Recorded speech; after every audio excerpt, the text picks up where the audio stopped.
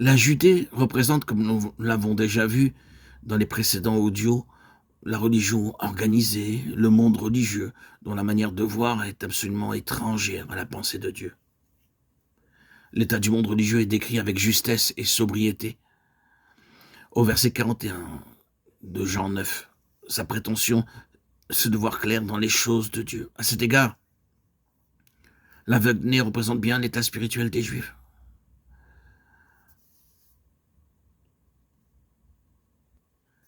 La lumière spirituellement ne dépend pas de la quantité de vérité que nous possédons. La simple présentation de la vérité ne suffit pas pour nous éclairer. Ce qui détermine la valeur de la lumière que nous possédons, que nous croyons posséder, c'est la question suivante. Cette lumière nous a-t-elle affranchis? Notre vision spirituelle nous a-t-elle délivrés de la tutelle des autres, de notre dépendance des hommes? Pendant de longues années, l'aveugle-né vécut dans une constante dépendance de son entourage. Pour marcher, il dépendait des yeux des autres. Pour manger, il dépendait de l'argent des autres. En lui ouvrant les yeux, Jésus l'affranchit de cette double servitude. Il n'aura plus besoin désormais de mendier. Il n'aura plus besoin de se faire diriger par les autres. Ses yeux se sont ouverts. Il voit. Il est maintenant libre, délivré de toute dépendance, autonome. Or, il est très significatif de voir cet homme par étapes successives en arriver à reconnaître et à confesser Jésus-Christ comme son Seigneur absolu.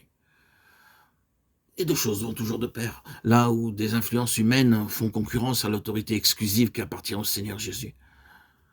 Il n'y a que la prétention de voir clair, mais il n'y a pas de vraie vision spirituelle. Il n'y a pas de liberté.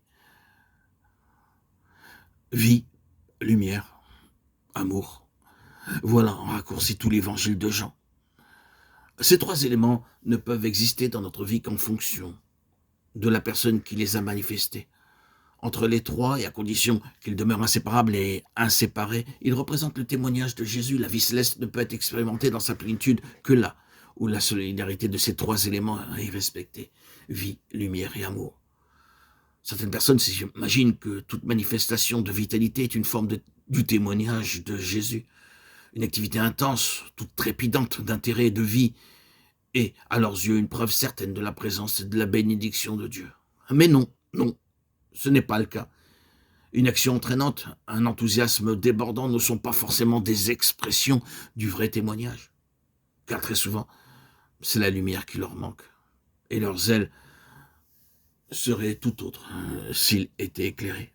D'autres se disent « Oh, pourvu que ce soit la vérité qui nous soit prêchée, c'est tout ce qu'il nous faut. Nous avons la lumière, cela nous suffit. » Or, on peut très bien avoir la lumière et prêcher la vérité sans pour cela avoir la vie. Quelle bénédiction décevante d'entrer dans un lieu de culte et d'y trouver la vérité sans y trouver la vie. De même, on peut avoir la lumière sans avoir l'amour. Les autres enfants de Dieu ont besoin de votre amour. Ils s'en passent. Cela vous suffit-il? Le témoignage de Jésus, c'est la vie. La lumière et l'amour exprimés ensemble pour manifester une personne. La personne du Seigneur Jésus.